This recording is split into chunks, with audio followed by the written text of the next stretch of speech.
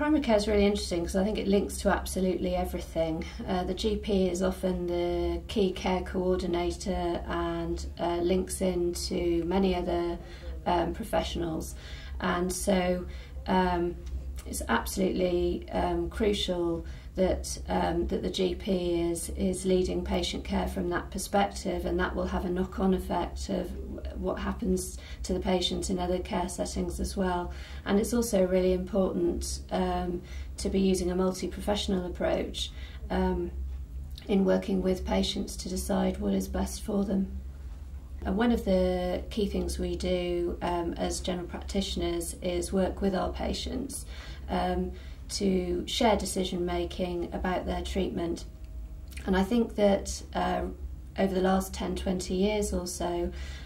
we've been very much more driven by evidence-based guidelines, which is a good thing because it's driven standardisation of care and really sort of raised the bar, particularly in the management of chronic disease.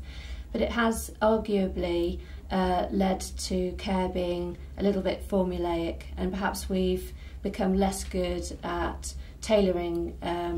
treatment to the individual. And I think we need to recapture that ground because it's something that GPs already excel at, but I think we can get even better in line with the prudent principles.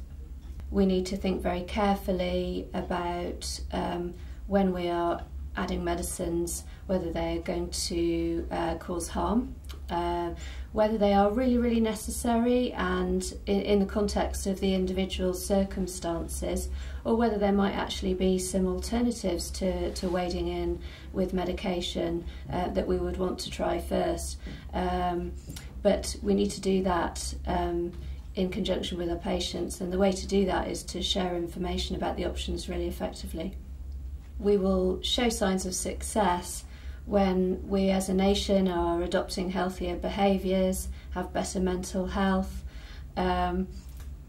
really think carefully about whether we need antibiotics when we're coughing up sputum,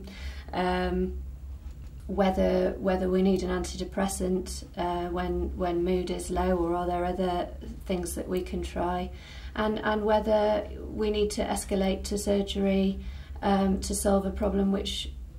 may be solved in a less risky way.